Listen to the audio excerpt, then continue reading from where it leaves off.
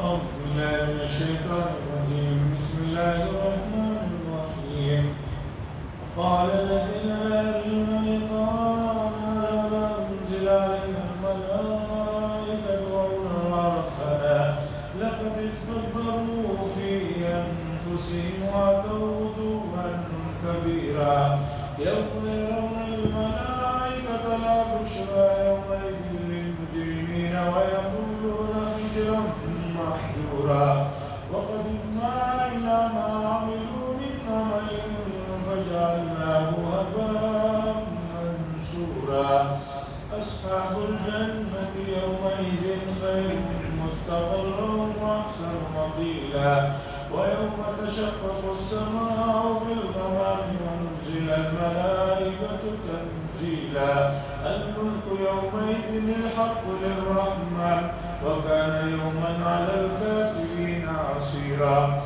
ويوم يعض الظالم على يديه يقول يا ليتني اتخذت مع الرسول سبيلا يا ويلتى ليتني لم اتخذ فلانا خليلا لقد أضلني بالذكر بعد إذ جاءني وكان الشيطان للإنسان خذولا وقال الرسول يا رب إن قوم اتخذوا هذا القرآن مهجورا وكذلك جعلنا لكل نبي عدوا من المجرمين وكفى بربك هاديا ونصيرا. حضرات 19ویں پارے کی کچھ آیتیں ہیں جسے ابھی آپ نے سنا. یہ آیتوں میں رسول اللہ صلی اللہ علیہ وسلم کو تسلی ہے اور مشرکین مکہ کے اعتراضات کے جوابات ہیں اور اسی طریقے پر ان کو جو اعتراضات ہو رہے ہیں اس کی وجہ کیا ہے. اصل بیماری کی جڑ کو پکڑنا ضروری ہے. بہت سی مرتبہ بیماری کی جڑ کو نہ پکڑنے کی وجہ سے مسئلہ قابو میں نہیں آتا. مثال سے سمجھیے, جسمانی چیزوں کو ہم جلدی سمجھتے ہیں تو میں جسمانی مثال دیتا ہوں. گنگوں میں ایک بہت بڑے حکیم تھے حضرت مولانا عبدالرشید صاحب, لیکن لوگ انہیں حکیم ننھو میاں کے نام سے جانتے ہیں. بہت بڑے حکیم تھے. میں نے اس کے بعد زندگی میں اس درجے کے حکیم کو نہیں دیکھا. آدمی کا چہرہ دیکھے بغیر صرف ہاتھ پکڑ کے نبض پکڑ کر کیا بیماری ہے اسے بتا دیتا. پھر اس کے بعد علاج کرانا مرضی ہو تو کراؤ, ویسے دوا دے کر نہیں تو چھوڑ. ان کا معمول تھا کہ جو بھی آدمی علاج کرانے کے لیے ان کے پاس آتا تو سب سے پہلے وہ دوائی دیتے اس چیز کی کہ پیٹ صاف ہو جائے. وہ دوائی کھاتا آدمی 3 دن تک اسے مسلسل دست ہوتے, لوز موشن ہوتے. پیٹ مکمل جب صاف ہو جاتا تو پھر بیماری کے لیے آگے دوا تجویز. اور وہ بتاتے تھے کہ پیٹ جو ہے وہ تمام بیماریوں کا مرکز ہے, تمام بیماریوں کی جڑ. جب پیٹ صاف ہو جائے گا تو پھر دوائی اثر کرے. ہر چیز کا تعلق پیٹ سے جڑا ہوا ہے, اس لیے پیٹ کو صاف کرنا ضروری ہے. اور ماضی قریب میں بھی ہم نے جو بڑے عمر کے لوگ ہیں وہ جانتے ہیں, گھروں میں بوڑھی عورتیں, نانیاں, دادیاں پہلے بچوں کو ہمیشہ چند دنوں میں ایک مرتبہ ارنڈی کا تیل ہے یا کسی اور ذریعے سے پیٹ صاف کرتے تھے. اس سے خون صاف ہوتا ہے. پیٹ صاف ہونے کے بعد خون صاف ہوتا ہے, اور خون صاف رہا تو سمجھیے کہ آدھی بیماریوں کا مسئلہ ہی ختم ہو جائے. یہ ہوئی جسمانی بات. اب روحانی بات سنا. اللہ نے فرمایا ان مشرکین کو یا جن لوگوں کو بھی اللہ اور اس کے رسول صلی اللہ علیہ وسلم کی باتوں پر کوئی اعتراضات جو ہو رہے ہیں اس کی کی وجہ کیا ہے؟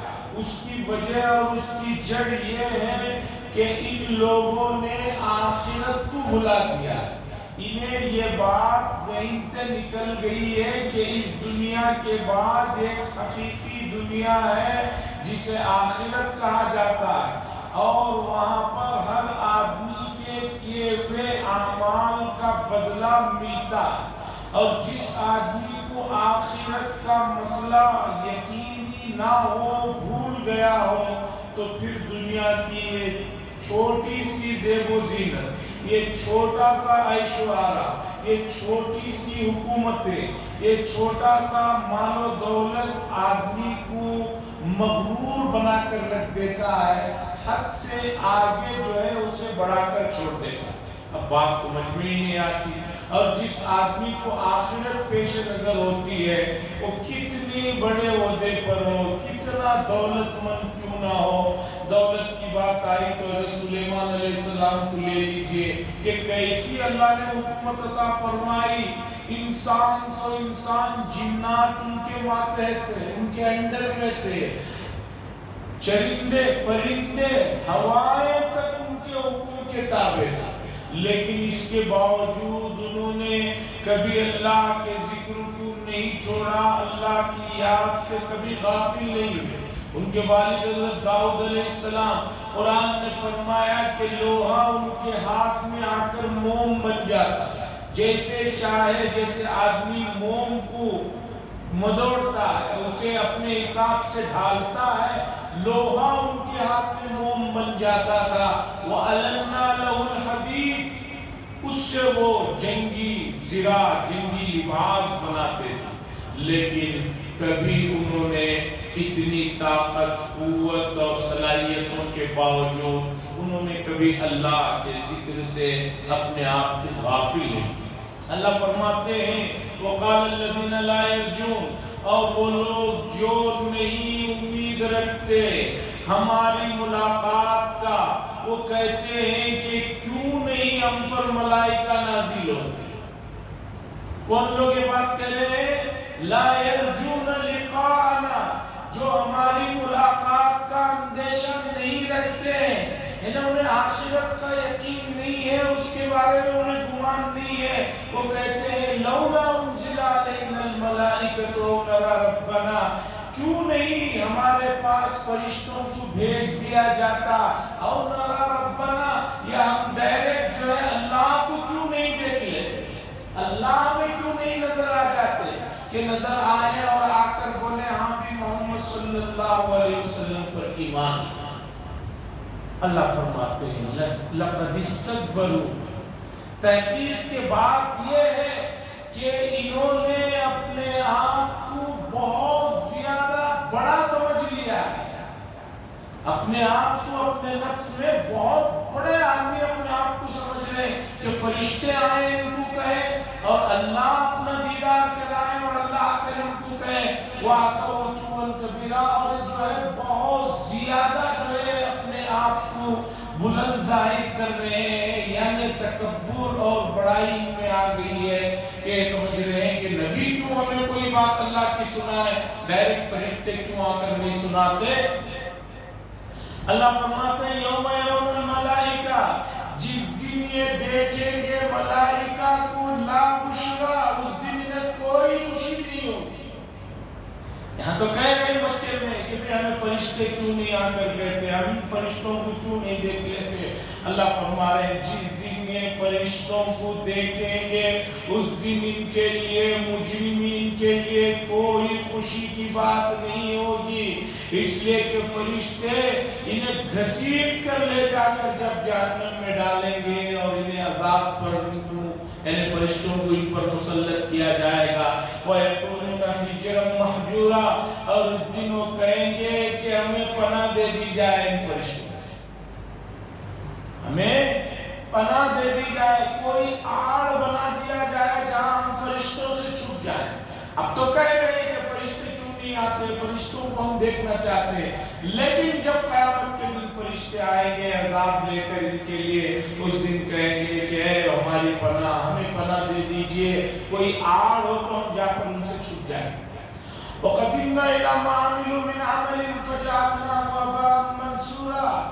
اور جو کچھ انہوں نے اپنے آگے اعمال کو پیش کیا ہے، جو کچھ انہوں نے دنیا میں اپنے اعمال کو پیش کیا ہے، قیامت کے دن ان کو گرد و غبار کی طرح بے قیمت بنا کر اڑا دیا جائے گا۔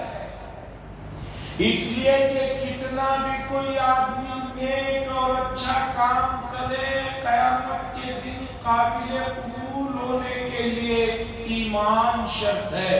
ایمان کے بغیر کسی بھی عمل کا کوئی اعتبار نہیں۔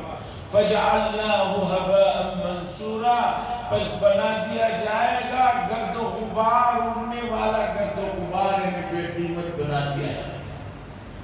جو لوگ ایمان نہیں لا کر کوئی اچھا کام کرتے ہیں، ان کو دنیا ہی میں اس کا کچھ بدلہ دے دیا جاتا ہے۔ ایک واقعہ نقل کیا ہے کتابوں میں، واقعہ یہ ہے کہ روزانہ فرشتوں کی جو شفٹ بدلتی ہے، عصر کے بعد ایک شفٹ یہاں سے جاتی ہے، دوسری شفٹ آتی ہے، ان فرشتوں میں ایک دن یہ بات ہوئی کہ بھئی آج ہم نے ایک بڑی عجیب چیز دیکھی دنیا میں۔ تو آنے والے فرشتوں نے پوچھا کیا عجیب چیز دیکھی؟ تو ان فرشتوں نے بتایا کہ ایک آدمی جو مومن نہیں تھا، مشرک، وہ مر رہا تھا اور مرنے سے پہلے اس کی خواہش ہو رہی تھی مچھلی کھانے۔ تو اللہ نے فرشتوں کو حکم دیا کہ ان کے گھر کے قریب تالاب میں مچھلیوں کو پلا کر ڈال دیا جائے تاکہ اس کے لوگ آرام سے مچھلی پکڑیں اور بنا کر اسے کھلائیں۔ مچھلی ڈالی گئی، مچھلی پکڑ کر بنا کر اس آدمی کو کھلایا گیا۔ اس کے بعد روح قبض کرنے کا حکم تھا، روح نکالنے کا۔ اسی وقت میں ایک دوسرا بندہ مومن، بہت دیندار، بہت اللہ والی، متقی، پرہیزگار آدمی، اس کا بھی آخری وقت تھا۔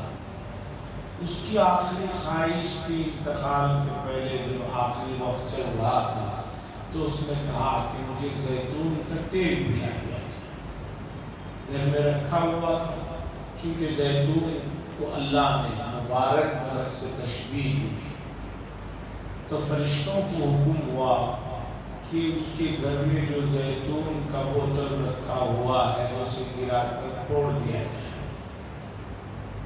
فرشتوں نے اس بوتل کو گرایا، بوتل پھٹا تو تیل پورا بہہ گیا۔ اب وہ آدمی مومن، متقی، پرہیزگار، تیل اسے پینے کی خواہش تھی، بغیر تیل پیے اس کا انتقال۔ اب ہمارے لیے بہت حیرت کی بات ہے، ایک فرما بردار کی ایک ایسی خواہش جو آسانی سے پوری ہو رہی تھی، تیل رکھا ہوا تھا، اسے نہیں دیا گیا، اور ایک نافرمان کی خواہش جو پوری نہیں ہو رہی تھی، حکم دیا گیا کہ اس کی پوری خواہش ہو جائے، اس کے لیے سامان مہیا۔ ایسا کیوں؟ فرشتوں کو یہ سوال ہوا تو اللہ تبارک و تعالیٰ کی طرف سے یہ جواب مرحمت ہوا کہ جو بندہ نافرمان تھا، جو مچھلی کھانے کی خواہش کو ہم نے اس کی پوری کی، اس کی وجہ یہ ہے کہ اس نے زندگی میں ایک نیک کام کیا تھا۔ ہم چاہ رہے تھے کہ اس کا بدلہ دنیا ہی میں دے دیا جائے، آخرت میں اس کا کوئی حصہ نہیں ہوگا، اس لیے اسے اس کی آخری خواہش، اس نیک عمل کا بدلہ مچھلی کے شکل میں دے دیا۔ اور جو بندہ مومن، فرمانبردار، آخری خواہش جو زیتون کا تیل استعمال کرنے کا تھا اور تیل کی بوتل کو گرانے کا حکم دیا گیا، اس کی وجہ یہ ہے کہ وہ بندہ بالکل جو ہے پاک، صاف اور اچھا ہے، لیکن اس سے گناہ ہو گیا تھا۔ ہم نے سوچا کہ اس گناہ کی کچھ سزا دنیا ہی میں دے دی جائے تاکہ آخرت میں وہ کسی کے سامنے کوئی شرمندہ نہ ہو، ڈائریکٹ اسے جنت میں ڈالا جائے، تو اس کی اس سزا کے طور پر ہم نے اس کی آخری خواہش کو پورا ہونے نہیں دیا، تیل کو گرا کر وہ بغیر اپنی خواہش کیے ہوئے حسرت سے دنیا سے چل گئے۔ تو بتانا یہ ہے، اللہ فرماتے ہیں وَقَدِمْنَا، اور جو انہوں نے اعمال پیش کیے ہیں فَجَعَلْنَا وَبَاءً مَنْثُورًا، گرد و غبار کی طرح اسے جو ہے قیامت کا دن اڑا دیا جائے گا۔ کیوں؟ ایمان نہیں ہے، تو ایمان شرط ہے۔ اب ایمان اتنی ضروری چیز ہے کہ اس کے بغیر کوئی کام قابل قبول نہیں ہوگا، تو ہمیں اپنے ایمان کی فکر ہمیشہ کرتے رہنا چاہیے، اٹھتے بیٹھتے سوتے ہمیشہ کرتے رہنا چاہیے، کلمہ لا الہ الا اللہ کا ورد کرتے رہنا چاہیے، اور حدیث میں جن چیزوں کو ایمان کے منافی بتایا گیا ہے کہ ان چیزوں کی وجہ سے ایمان ضائع ہو جاتا ہے، کمزور ہو جاتا ہے، ختم ہو جاتا ہے، اس لسٹ کو ہمیشہ دماغ میں رکھیے اور ان چیزوں سے بچتے ہیں۔ جیسے شوگر کا مریض، ہارٹ کا مریض، اسے ایک فہرست بنا کر ڈاکٹروں کی طرف سے مل جاتی ہے، آپ کو یہ کھانا ہے، یہ نہیں کھانا ہے، ان چیزوں سے بچنا ہے، ان چیزوں کو استعمال کرنا ہے، تو آدمی جو ہے ان کو استعمال کرتا ہے۔ تو ایمان اور اس سے جڑی ہوئی جو چیزیں ہیں ان کا علم ہر بندے مومن کو ہونا چاہیے۔ اب اگر وہ کہے مجھے کیا معلوم، تو معلوم کرے۔ ٹریفک پولیس اگر کسی کو پکڑ لیا اور وہ کہنے لگا کہ بھئی یہ تو نو انٹری ہے، تم کیوں آ گئے ہو، کہنے لگے مجھے کسی نے بتایا نہیں بورڈ تو لگا ہوا تھا وہاں۔ بہت سارے مسلمان محلوں میں بچے بورڈوں کو رہنے نہیں دیتے، ہمارے خود محلے میں دیکھ لیجئے جو کراسوں پر بورڈیں لکھ کر لگائے ہوئے رہتے ہیں، 7 کراس ہے، 5 مین ہے، کتنے جو ہے گرا دیے گئے، ختم ہو گئے۔ اب وہ کہے بورڈ تو مجھے وہاں نظر نہیں آیا، تو پولیس کہے گا وہ ہمیں سردرد نہیں، بورڈ نظر نہیں آیا تو جو ہے اس کی ذمہ داری ہم پر عائد نہیں ہوتی ہے، نو انٹری ہے، فائن بھرو، آگے بڑھو۔ اللہ فرماتے ہیں اصحاب الجنہ، اب سنیے جنت والوں کا حال، یومئذ، اس دن جنت والے جو ہے بہت بہترین ان کا مستقر ہوگا، رکنے کی جو انہیں جگہ دی جائے گی وہ بہترین مستقر ہوگا، وہ احسن مقیلا، اور ان کا آرام گاہ بہت بڑھیا ہوگا۔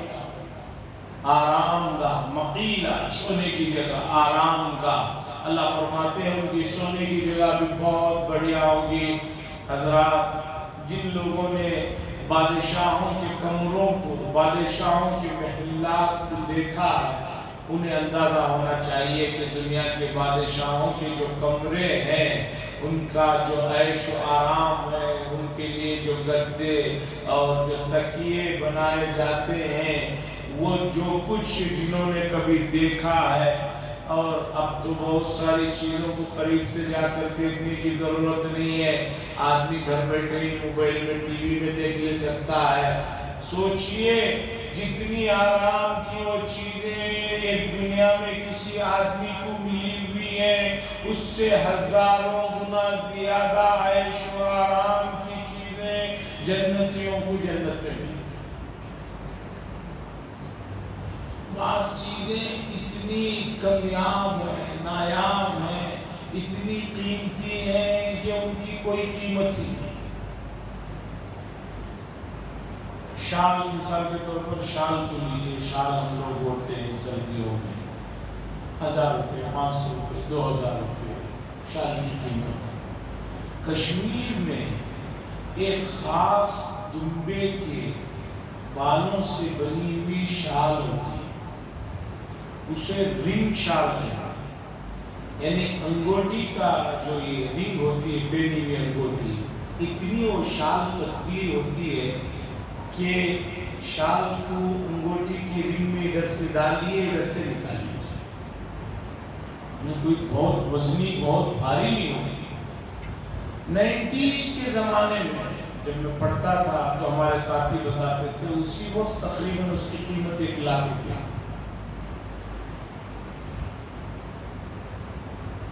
تو بہرحال وہ احسن مقیلہ، بڑی شاندار آرام کا بیڈ روم جو ہم لوگ لفظ استعمال کرتے ہیں اردو میں اس کے لیے بہترین لفظ ہے آرام گاہ، ان کے لیے بڑی شاندار آرام گاہ.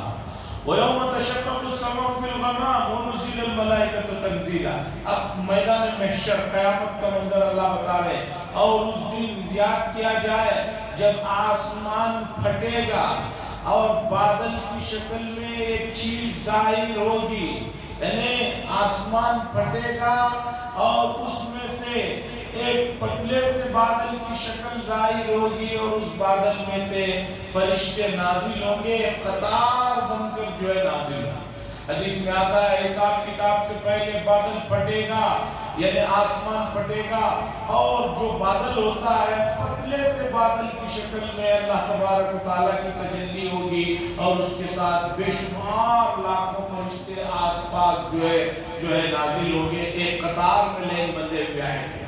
الملک یومئذ الحق للرحمن. اس دن اللہ تبارک و تعالیٰ فرمائیں گے کہ آج جو بادشاہت ہے، حقیقی بادشاہت جو ہے آج رحمان کے لیے، اللہ ہی کی بادشاہت ہے، آج کسی کی یہاں کوئی حکومت نہیں. وَكَانَ يَوْمًا عَلَى الْكَافِرِينَ عَسِيرًا. اور وہ دن کافروں پر بڑا بھاری ہوگا، بڑا مشکل دن ہوگا.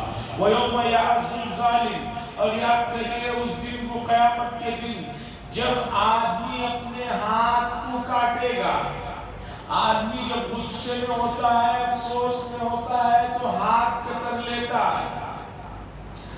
اور یاد کیجیے اس دن کو جب ظالم جو ہے اپنے ہاتھ کو جو ہے کاٹیں گے اور کہیں گے یقول یا لیتنی، کہے گا اے کاش کہ میں نے، یا لیتنی اتخذت مع الرسول سبیلا، کہ میں رسول کی بات اور ان کے راستے پر چل جاتا تو میرے لیے بڑا اچھا ہوتا. یا ویلتا، اور کہے گا ہے افسوس، کاش میں نہ بناتا فلاں کو دوست. کسے دوست نہ بناتا؟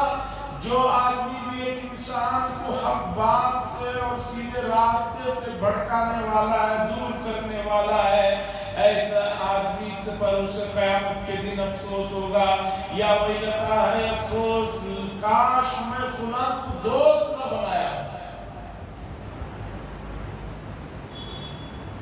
دوست وہی ہے جو آپ کو اچھائیوں کی طرف اور سیدھی چیز کی طرف رہنمائی کرے.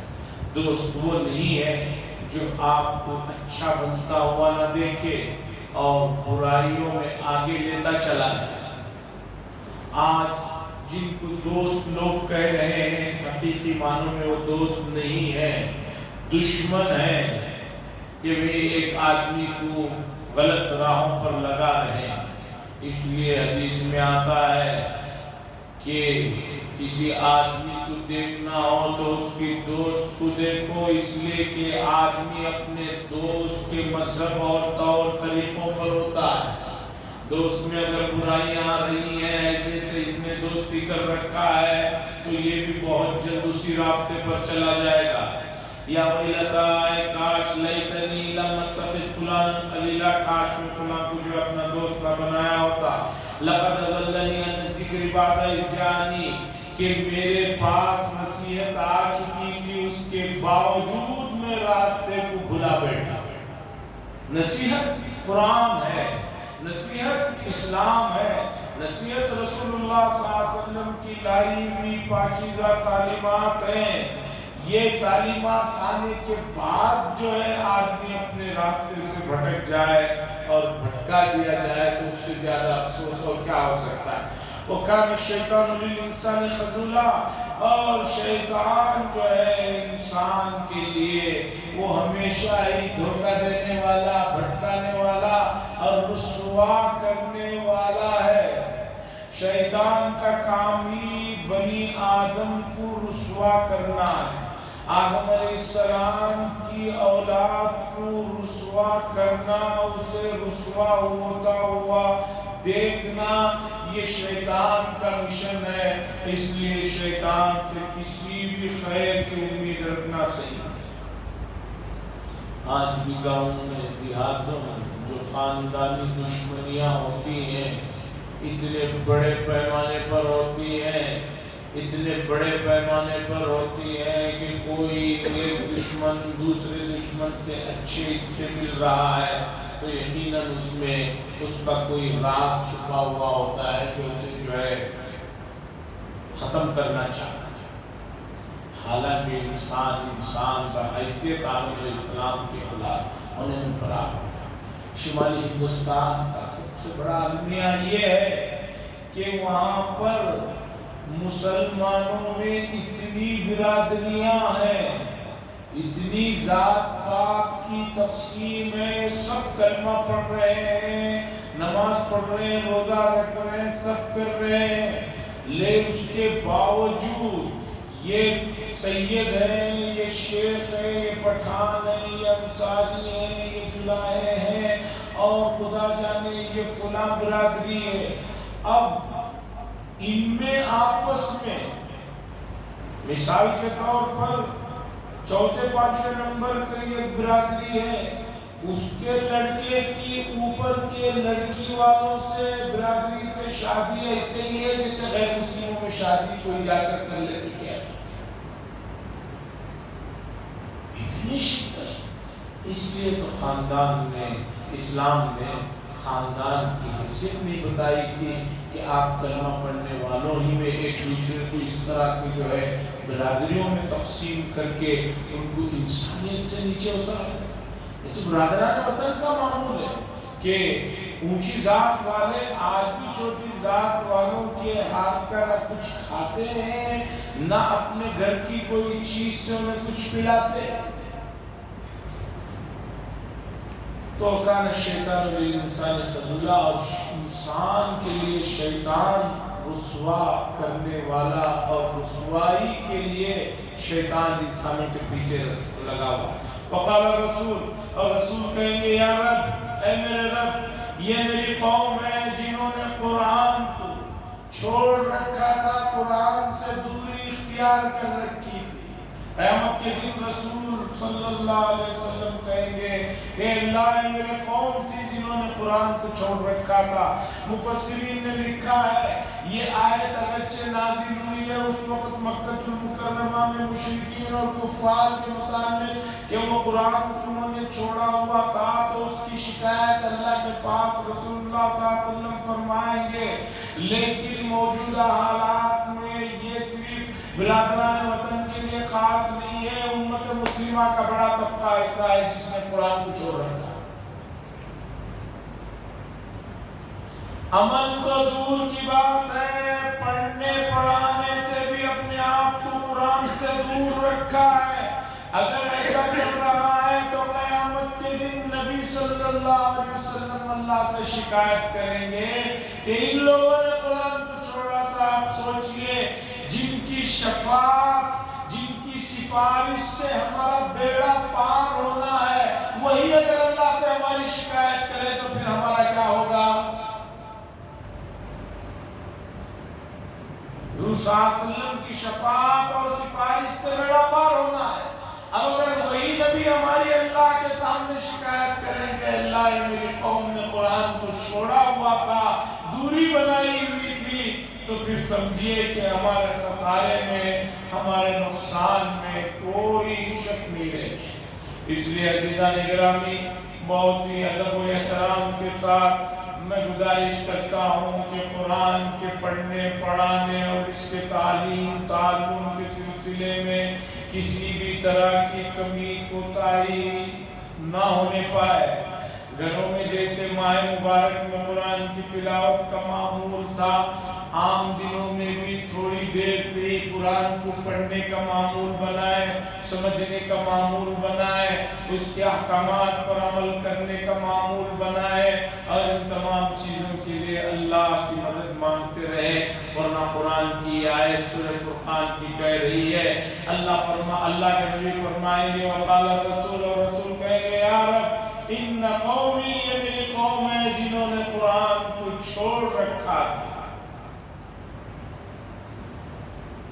میں اسی کے ساتھ گزارش کرتا ہوں، اسکولیں شروع ہو چکے ہیں، کورونا بند ہو چکا ہے، جہاں آپ نے اپنے بچوں کی اسکولوں کی تعلیم پر توجہ دے رہے ہیں، روزانہ ایک گھنٹہ اپنے مسجد میں مکتب کے لیے قرآن کی تعلیم کے لیے بھیجیں، اس لیے کہ یہ آپ کی دنیا اور آخرت کا اثاثہ سامان ہے، آپ کو کام آنے والی چیز ہے۔ مساجد میں، مکتبوں میں تعلیم مفت رکھی جاتی ہے یا معمولی فیس رکھی جاتی ہے تو بھی بچوں کی جو ہے تعداد دن بدن گھٹتی ہے، اور ہمارے بچپن میں مکتب میں دو گھروں سے بھیجا کرتے تھے، صبح میں بھی بھیجتے تھے، شام میں بھی بھیجتے تھے، صبح قرآن کی تعلیم ہوتی تھی، شام میں دعاؤں کو یاد کراتے تھے۔ میں اپنے چامراج نگر کا واقعہ سنا رہا ہوں، اور ایسا ہی تقریباً بنگلور میں بھی میں 80s کے زمانے میں جب دیکھا تو تھا، لیکن اب صرف ایک گھنٹہ ہم بلا رہے ہیں بچوں تو کوئی بھیجنے کے لیے تیار نہیں۔ میں آپ کے ذریعے سے گزارش کرتا ہوں، مسلسل جمعہ میں اعلانات ہو رہے ہیں، کمیٹی والے مسلسل کہہ رہے ہیں کہ بھئی آپ توجہ دلائیں، وہ خود بھی بول رہے ہیں، بتا رہے ہیں، تو اپنے بچوں کو قرآن کی تعلیم کے لیے روزانہ ایک وقت نکالیں، اور گھروں میں تعلیم معیاری نہیں ہو سکتی، مکمل نہیں ہو سکتی، مسجد میں بھیجیں، مسجد کے ماحول میں لائیں۔ مسجد 1 کا جو ٹارگیٹ ہے، مسجد 1 کا جو مدعا ہے وہ یہ ہے کہ بچوں کو مسجد سے جوڑا جائے تاکہ آگے چل کر بھی ان کا رابطہ مسجدوں سے رہے۔